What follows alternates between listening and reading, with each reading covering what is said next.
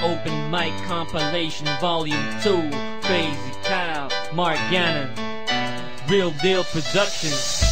Akin ang mikropono, oh, that's right, Crazy Kyle flow, that's tight, I thought you all know. The new kings of the underground sound. Mula sukat hanggang sa tundo, pali hanggang hulo, kalat ang pangalan ko.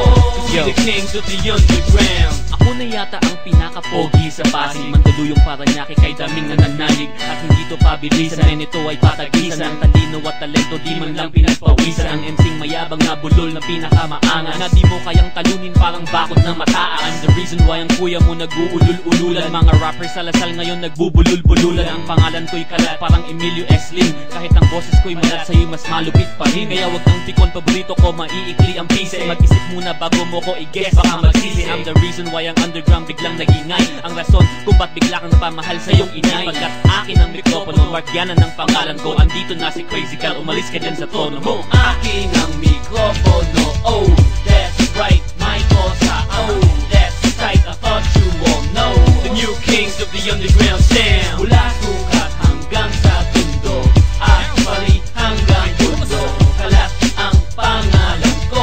To be the kings of the underground. Akin ang mikropono, mula sa pagkabasa. May lapat ang mga letra kong kinakagat ng masa. Anong walang pag-asa, ang kultura'y maangat. Pagkatapos ng katang ito'y kukunin ko lahat. Ang respeto at palakpakan na sa ating mailap. Nagporsige ko magsulat para buo yung matanggap na ang hip-hop ay magkaroon ng kalidad. Nalinang ang abilidad ko sa mura kong edad. Bakit ba sinasabihan na walang mararating? Bakit yung kanta kong maigi malayo narating? Sumabog ng Southern Tagalog at sa Central Luzon, ang pangalan na may kosa at karet ni Mason. Naging makatang palaban para sa nagyabang, na kailanman hindi bumitaw ng kantang matabang. Para sa nag-abang na wala namang tigas, ang pangarap ko'y isisigaw ko ng malakas sa mikropono. Akin ang mikropono, oh, that's right, Crazy Kyle flow, that's tight, I thought you all know. The new kings of the underground sound. Mula sukat hanggang sa tundo, pali hanggang hulo, kalat ang pangalan ko.